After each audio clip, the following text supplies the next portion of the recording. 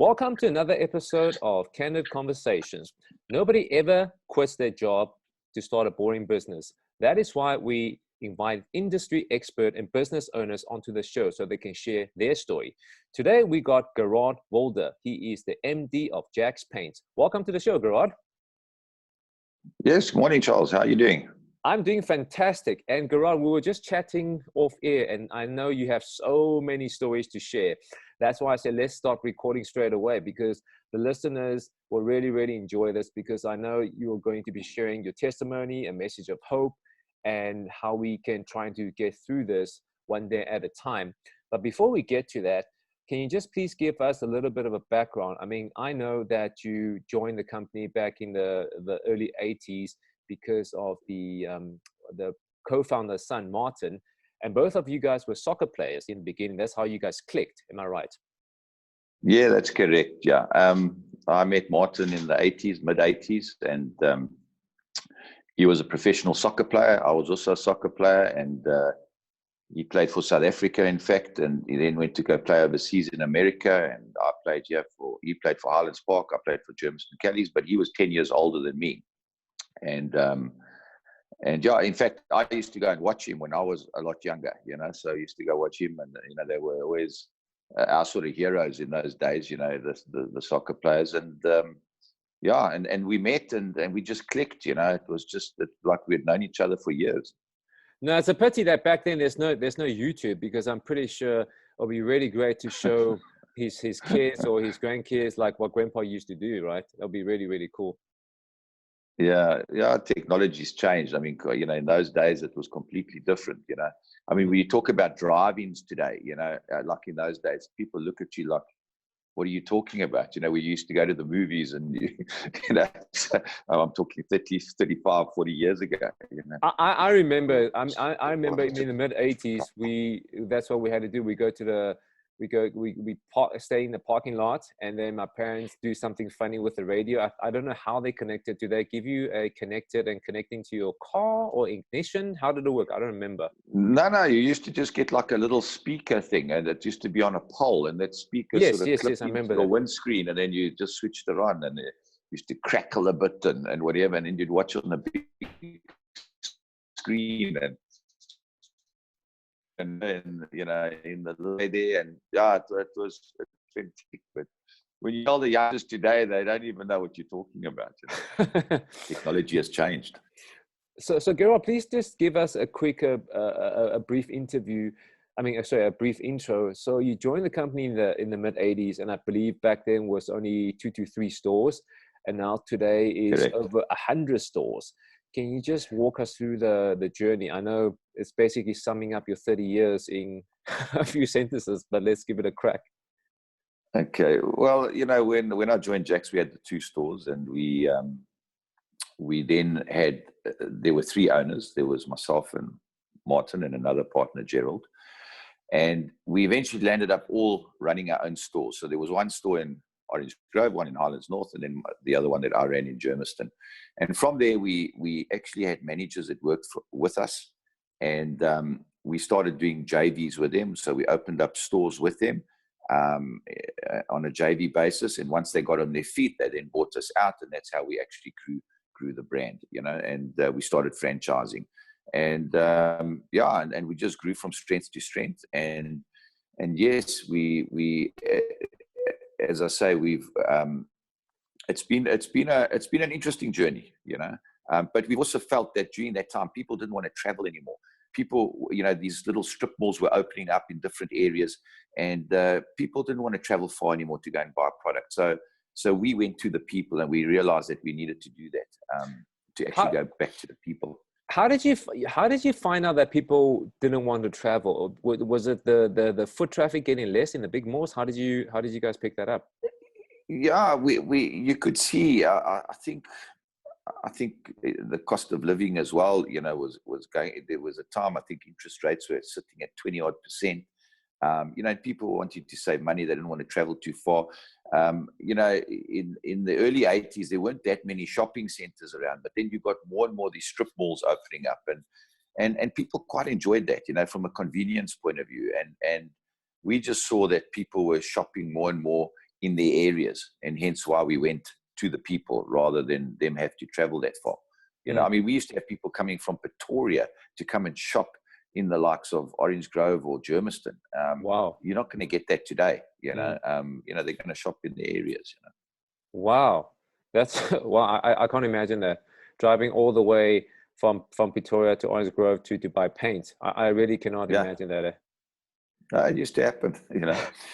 But take us back into, I've always wanted to know, in terms of when somebody becomes an entrepreneur or businessman, did they start that at a young age? So for yourself as a kid, were you a child entrepreneur, or when did you actually start showing interest in business?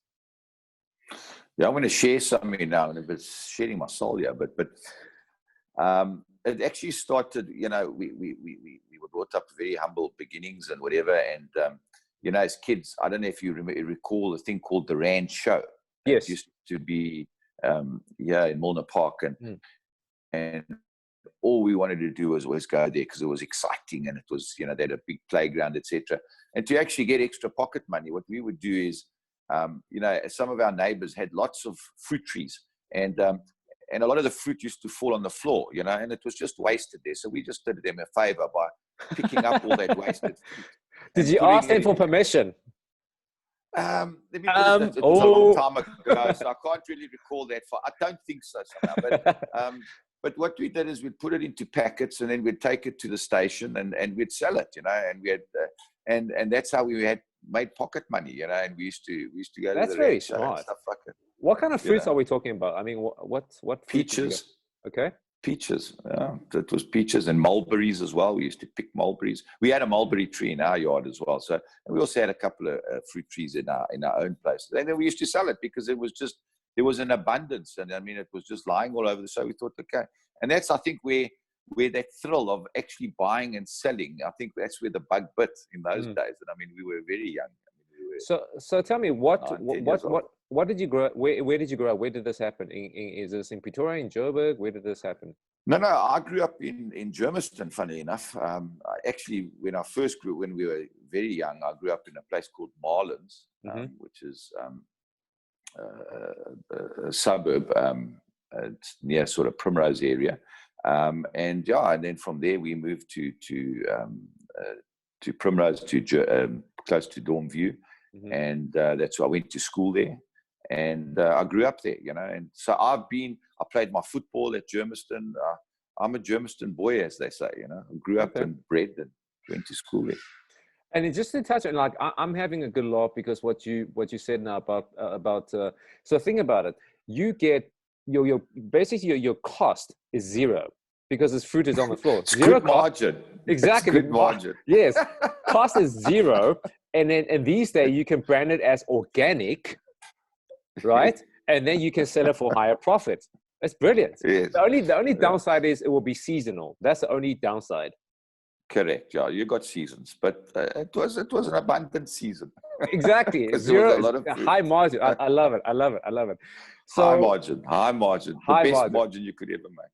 All right. So you guys wanted to you kiddies use that money to go to the Rand show. Was that and other things, you know, in those days? I mean, I think back and I, you know, you talk about pinball machines. You know, today these guys have got Xboxes or whatever. Yeah. I mean, that's what we did for fun. You used to go to the corner cafe, and normally it's a Greek guy that's running it, you know, or Portuguese, and we used to go to the corner cafe and play pinball. And I used to have a lot of fun as kids, and I think it was different times. You know, you could go out and play in the streets and have a bit of fun and play football and you know, so you weren't indoors. I think today kids are more indoors, you know, and we had a lot of fun as kids. You know, we grew up in a neighborhood where you had different cultures, you had different nationalities, and you just got on, you know. It was awesome. And tell me, did your parents ever find out that, like, you must have wondered, how did this young boy get all the money? No, you know, there's certain things that you just don't discuss with parents, you know. All right, fair enough. It's not necessary to discuss some of that stuff, you know. All right, so it would be boring for them. Wow. Okay, so the business thing, but at a very young age, then what happened? And then what about when you got into school and high school and varsity? Were you working part-time, or were you just buying and selling things all this time? Yeah, I was always involved.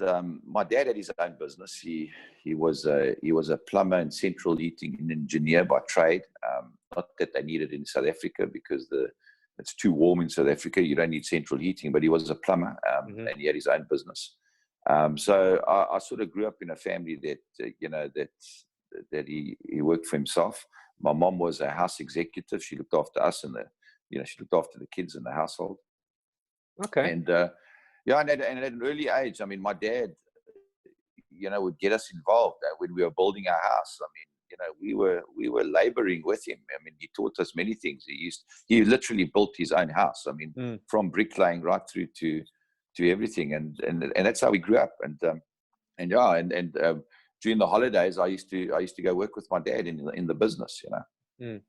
Okay, and I believe that because jackspaint, you have close to 1,000 employees, and especially the time we're going through now, there might be a lot of people telling you different things in terms of what to do with the company finance.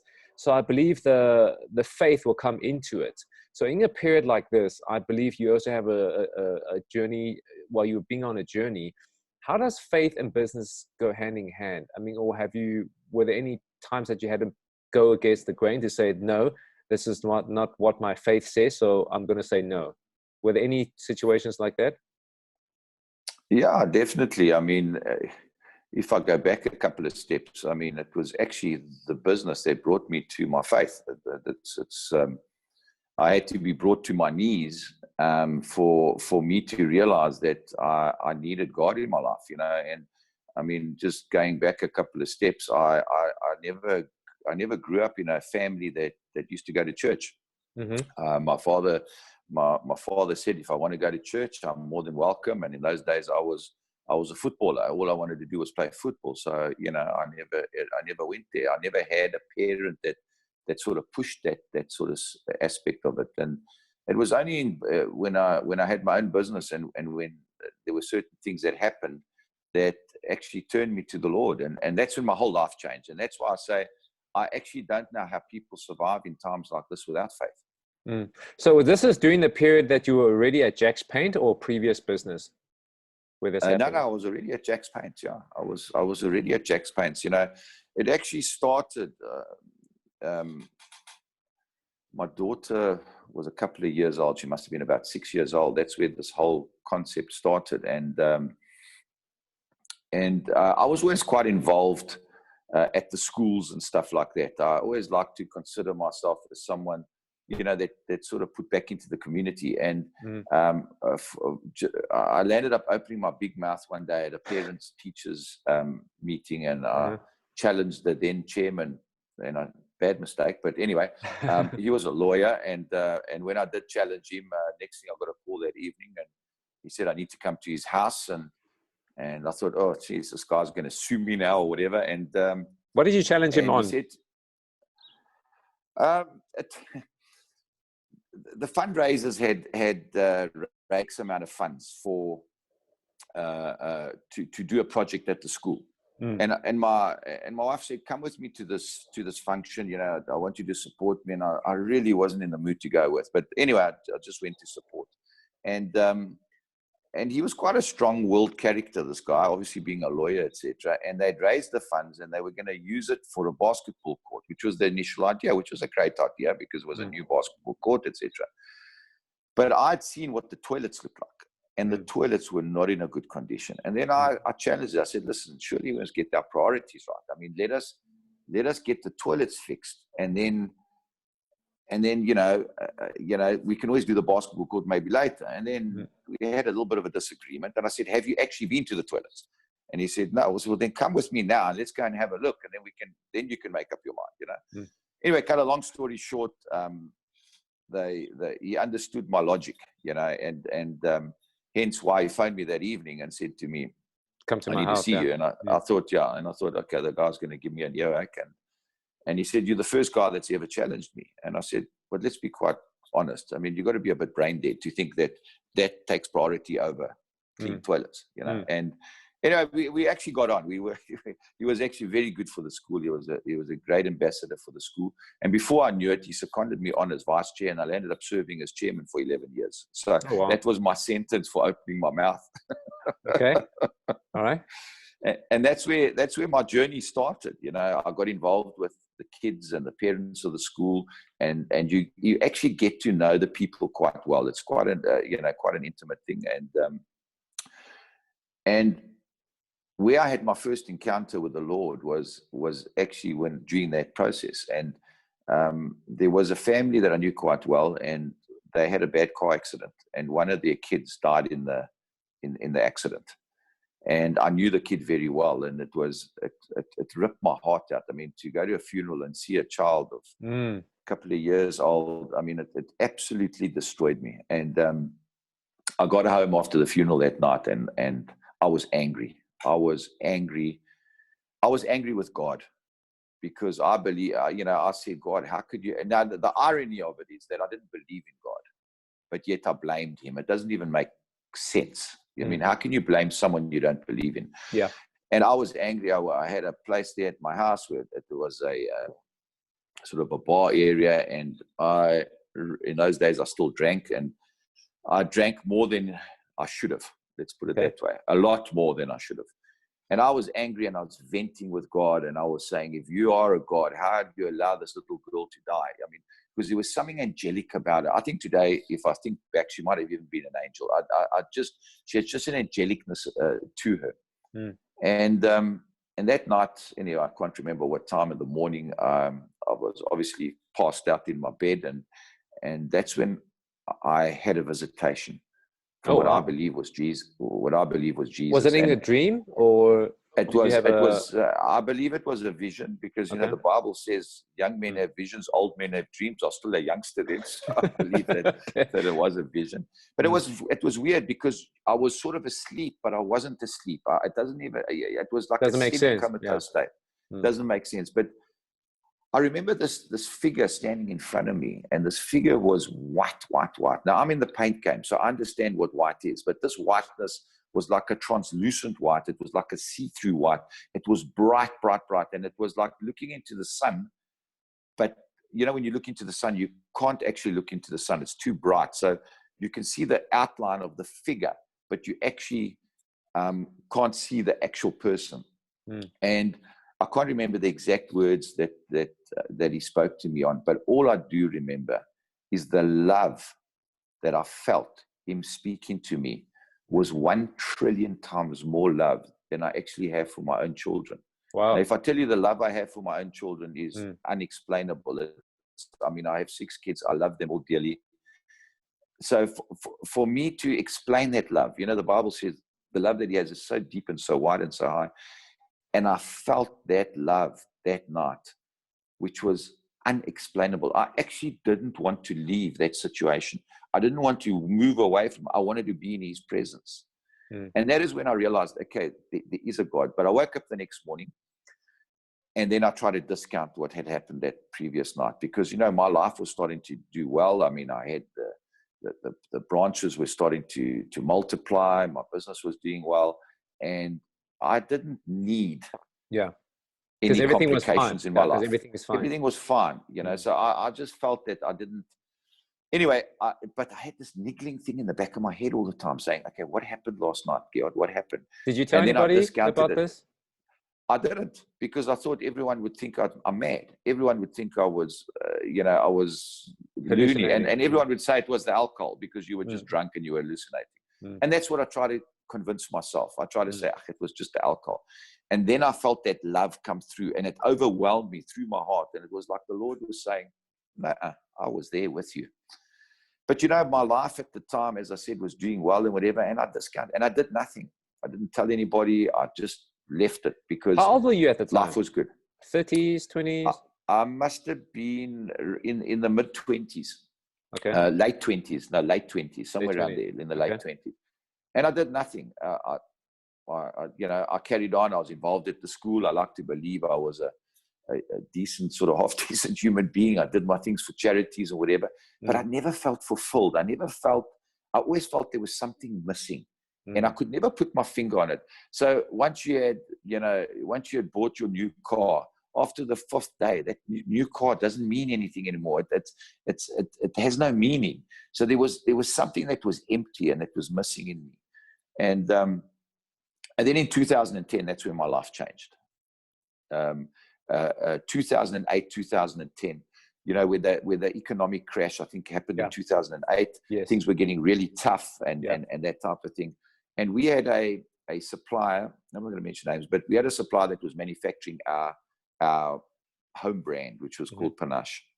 And during the good times, he was really flying, and he was just really doing well, because as we grew, he grew. And but then the crash came. And because he sort of factored his book, what would happen is, if the turnover drops, the bank then, if you maxed out, the bank then takes whatever the difference is between what they lend you and what the turnover is. So he got into serious cash flow issues, like really serious. And it got to a stage where and we had a contract with him to supply our company, and it got to a stage where we couldn't get product, because his suppliers were putting him on stop supply, etc., because he was struggling with his cash flow. And he also had an incident in South Africa where his wife got hijacked at home and whatever, and they were held up and tied up, and they landed up going to Australia. So he emigrated to Australia, and then all this happened at the same time. So you can imagine it was a bit of a mess. Yeah. And so I phoned him and I said to him, listen, you're going to have to come back and sort this out, because we cannot not get product. Anyway, cut a long story short, he just said to us, he said, listen, Gerhard, you need to do whatever you need to do, please. If you can sell the business in South Africa, I've got other interests in Australia.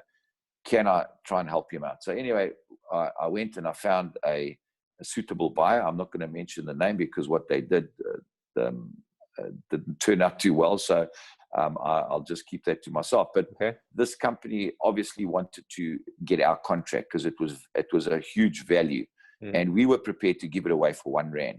All I wanted was to make sure, one of the preconditions was that all the staff would keep their jobs. Because as I said to my partner Martin at the time, I'm not selling my soul for no money. I said, we got to look after the people. And these guys were obviously, they were over the moon, because they could have got our contract for R1, and they would have then got a very good contract. Cut a long story short, they came and they did a due diligence, and they were happy, everything. And while they were doing the due diligence, myself and the then MD of the actual factory or the distribution center, we then decided we were then going to go and celebrate, because we got a letter of intent. All our problems were now solved, and we were now going to sort out this, we were the heroes now, so to speak. So what relaxes me normally is when I go and play golf. So myself and this gentleman went to go and play golf, and we were celebrating, and yes, we now the heroes, we had sorted our big dilemma out. But God had another plan for me. He said, okay, well, we'll see how this one works out. And what happened was, there was a guy that was, while they were doing the due diligence, one of the guys, and if he ever hears this podcast, he's going to have a conscience attack. But he was actually talking in the office. That's why I say, when you talk on cell phones, you must be very careful you don't talk too loud, because people can hear you. Yeah. And he was talking his cell phone, and what he was saying was that listen, this company, this manufacturing company, hasn't got many days left, another couple of weeks or whatever. Let us rather wait out the period, and then we can pick it up for we won't have to take the staff on board. We can liquidate it and then don't take the staff on board. But what he didn't understand is that there was a guy next door that had heard that conversation, and he actually phoned us while we were on the golf course. Wow. So here we were celebrating, having a couple of drinks, and we were the heroes. And then you get this news that the intentions are not pure, and this is the intent. So now you must know, from coming from that high down to that low in 1 second. All of a sudden, it was like the Lord was showing me all these people's faces in the factory. And I knew a lot of them, because I got to know them over the years. And funny enough, a week before, two of the staff, one was the tea lady and the other one was a guy in the training department. they came to me and they said to me, you know, boss, can we come and talk to you? You know, and I said, yeah, sure, come in. And they were both Christians. And they said, we can see there's trouble. We can see that things aren't happening. We're not manufacturing, etc. What is this? I'm busy with the guys because we pray and while watch face in the wow, okay, you know, I didn't need the prayer. And anyway, it was quite ironic that they had prayed and God showed them my face during that time. Anyway, so we continue with the story, and I thought, geez, what are we going to do now? Now, my whole life was falling to pieces. It was like God saying, okay, now you're going to try and do this in your own strength. You tell me how you're going to fix it. And then I felt this pain shoot up my arm into my chest. And I actually thought I was having a heart attack because it was just the stress of realizing that I couldn't go anywhere and I didn't know what to do anymore, because now I was at a dilemma. The guy that was with me said, listen, must I take you to the hospital? Because he said I went gray, like the color of my top here. And I said, no, I want to actually go home. And I actually felt that I honestly thought I was going to die. I got home. My wife had one look at me and she said to me, I'm taking you to the hospital. I'm just going to grab my bag. We're rushing you to hospital. And it was at that moment that something in me said to me, go upstairs to your room. And I went upstairs to my room. I closed the door. And for the first time in my life, and I started praying. I didn't even know, maybe I was talking to God, and I got on my knees and said, God, if you truly exist, if you truly are out there,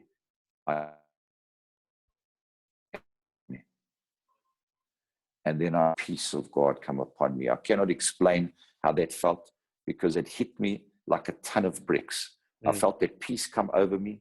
I felt like all my problems had disappeared. The pain in my arm disappeared. The pain in my chest disappeared. I just sat there weeping, but I knew that something had happened. I had no solution, but I knew that my problems were solved. And then something was deposited into my mind to say, I need to phone this other gentleman who was the MD of a major paint corporation, and I need to get a hold of him, which I did. I said, can we meet tonight? He said, I still remember, he said it's his wife's birthday. So he said, and to get an appointment with him alone was a miracle. And we met the next morning. I gave him the thing of what we could do, and, would he be interested? And so to put it in perspective, this was the Wednesday that we played the golf and we got that news. The Thursday, we had structured a deal together with these guys. Okay.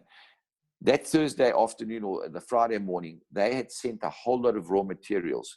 So we signed documents, and we, got the guy overseas to give me power of attorney, and I signed on his behalf, and we signed over the debtor's book and all the other stuff in the background. But what he then did is he then took over the manufacturing of our brand. He then took over the factory, all the staff. And at the time, that company, now this is the crux. At the time, that company, which was owned by the guy in Australia, had not 1 cent in the account. This was July 2010, not 1 cent. On the Thursday, the Friday, okay, the 30th of July, they had to pay salaries. There wasn't any money.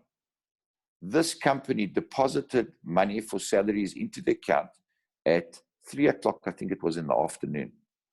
At 3:20, the guy pressed the button to pay all those staff salaries. Sure. I mean, that was a miracle. For a public company to buy a company like that in the space of a couple of days was unheard of. But with God, nothing is impossible. You see, God makes things possible that are impossible. Yeah, and because that is when I looked because, like you said, it's if you had to tell somebody a public company will do that in so fast, they'll be like, no, there will be contracts, people need to sign off and back and forth. Sure. But it was just miraculous, and that's when I knew that something was at play, and I knew that this has to be This is supernatural. This is not normal. And I came home that night and I said to my wife, Yvette, we're going to church on Sunday. And she said, she nearly fell off the chair. She said, what? Have you been drinking? I said, we're going to church. She said, why? I said, to thank God for the miracle that he's made. Yeah. And then, and then she said, okay, so, but we had a lot of churches in our area. And then I said to her, no, I want to go to this church that was actually at the school. Now, that church that was at our school is the same church where they wanted to plant there, that a lot of the guys on my governing body didn't want to allow it because they said, no, they might mess up the hall. And this, I said, a church is good. A church can only be good for their community. Let them open it. And I allowed that at the time when I was still chairman. I landed up going to that same church when I was in Johannesburg. Wow. And I went to the church on the Sunday. I phoned a friend of mine who was also going to the same church. I used to play golf with him, old Kevin. And when I phoned him, I said to him, Kevin, what time does church start? And he gave me the time. He said, why? I said, I'm on my way. Anyway, I got there and I could see him choking up. And I thought, I wonder why he's, what's wrong with you? Anyway, I got there and he started. When I got there, he saw me and he just burst out crying. Wow. And I said, what's wrong? Well, I thought maybe there's something happened to him. And I said, why are you so upset? He said, I'm so happy. He says, I've been praying for you for I cannot tell you how many years I've been praying for you. And God has answered my prayers. And I was so moved that he was so moved that, that I came. Anyway, if you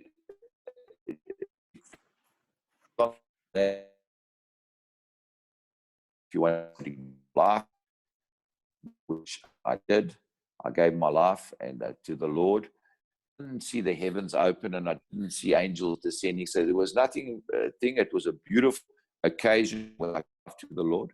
And when my life really changed, a couple of weeks later, a week or two later, my wife was brought up she knew God, but she didn't have a relationship with God. I see. And it was only through myself getting born again and her seeing the change in me that she then, the one day they had another altar call and she and my one son actually went up. And while they were up, I actually heard a voice, an inner voice that said to me, go to the front. And then I looked around and I looked behind me and I thought, who's speaking to me? Yeah. And then I heard the voice again, go to the front. Yeah. And then the third time when it said, go, I realized this is definitely from the Lord. And I got up and I was sort of battling with myself. I said, but I've already gone up. Why must I go again? I've already, done this. This is my wife's moment and my son's moment. And as I went up, the one elder laid hands on me and he started praying. And he actually, a guy by the name of Paul, a lovely gentleman, chiropractor. I'll never forget, a man of God. He just loves the Lord. And he laid hands on me and he said, Lord, give God everything. Anoint him, baptize him, Lord. And, and next thing, I don't know what happened, but I just felt the fire of God come upon me. I felt everything come from the top of my head. It felt like everything was burning out right to the bottom of my toes. I fell down. I started praying in a heavenly language. I didn't even know what that was. Because you must remember, I'd never opened the Bible.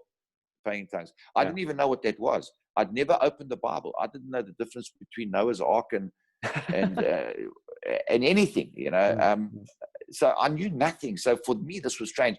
I was kicked in the head once playing soccer, and I had an epileptic fit on the field. Wow. I thought maybe I was having a fit. And as I was talking, I realized I'm talking another language. And I just sat on the floor and I just carried on talking. And as I was talking, people were going for tea and I was still having a chat to the Lord because this was so beautiful. And anyway, I eventually got up and I went to the pastor. I said to him, listen, you've got to explain to me something really strange has happened. I felt like I'd learned a new language. And then he took me to scripture and he showed me scripture, everything was. And from that day, my life changed.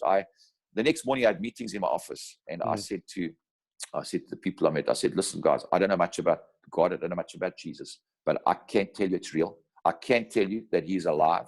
And I can't tell you that he is everything. And then I just started studying the word. My wife would, at 4 a.m, she'd say, Gerhard, you've got to go sleep because I wanted to know everything about this God that met with me, was the most beautiful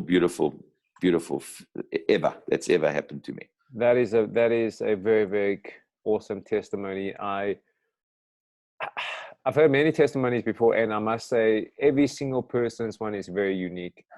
It's extremely unique, and I thank you for sharing. Now, I want to know from you that, during this time, how are you leading the staff, and what are some of the questions keep coming up? Because every day, if you open the news, you'll hear the updates about COVID and the business also suffering. So, what messages are you discussing with them, if you don't mind sharing with us? Yeah, look, I'm very blessed there, because a lot of my staff are believers. Okay. They do, and it's not anything to do with me. Some we created a men's breakfast from one of our stores years ago, and many people got saved through that thing that we did there. But a lot of them are believers, and they have faith. And during a time like this, do you put your trust in man, or do you put your trust in God? And I think that's the key question here, because things do look like it's falling apart. Things are tough out there. There's no doubt. I mean, things are tough out there, but that is where we need to have faith. I mean, a lot of people are still stuck in their homes. I believe that they're getting closer to the Lord, because they're realizing the worldly things are now not important. I mean, everything, the whole world, whether it's sportsmen, whether it's business, whether it's made us realize that there is a higher being. It's made us realize we actually need to get on our knees and pray. And for me, I believe the only thing you do have is faith. And God will guide you. God will lead you. If you ask him, he says, ask and you shall receive. Seek and you shall find. So if we ask him, he will tell us, he will guide us, he will show us. Absolutely. And no matter what the times look like. I mean, if you go back in history, if you go back to the Great Depression, or you go back to the First and Second World Wars, I mean, that will say tough times. But they got through it. And I'm saying to the people now, we need to stick together. As a community, we need to stick together. We need to help each other where we can. It reminds me of influence. It reminds me of the book of Ecclesiastic, It Shall All Pass. It Shall All Pass. Amen. But Gerhard, thank you so much for, there were a lot of questions we didn't get to go through, but I think your testimony speaks louder than any of the other business related, because the most important thing is, from what I've gathered, is as long as you ask God for wisdom, as long as you ask him first, the rest will take care of its own. And it's not about the so-called world experts telling you do this and do that, because it reminds me of the time where Moses went in front of Pharaoh, and Moses had a staff, and Pharaoh wasn't impressed, right? Pharaoh called his magicians, and his magicians also made snakes and blah blah blah. But Moses' staff, the snake, ate all the other snakes. So I felt bad for the magicians, because they went home without a staff. that day they went home without a staff. Right? And it's kind of like the same. It's kind of like the same. Like the people that rely on world knowledge, their knowledge cannot be greater than God's knowledge. That's the message I got from reading that the Exodus and the Pharaoh story. Amen. Yeah. But Gerhard, I want to say thank you so much for sharing your time and your story with us.